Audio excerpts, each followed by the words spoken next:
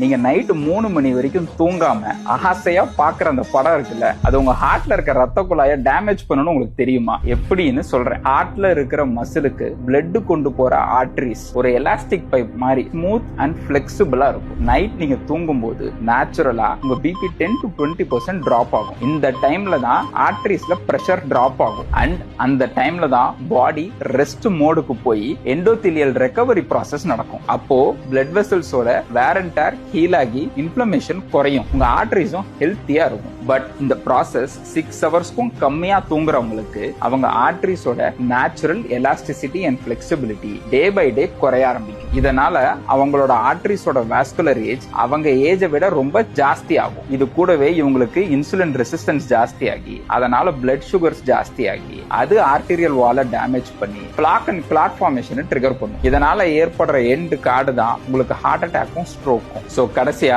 ஒண்ணு மட்டும் சொல்லிக்கிறேங்க, heart attack and ஸ்ட்ரோக்னு வரவங்களுக்கு அது திடீர்னு வரது கிடையாது. நீங்க 10 வருஷமா தூங்காம விட்டதோட அதுக்கு விதை நீங்க போட்டது. அண்ட் இந்த வீடியோவை விடியற வரைக்கும் நைட் ஷோ பாக்குற உங்க ஃப்ரெண்டுக்கு ஷேர் பண்ணுங்க.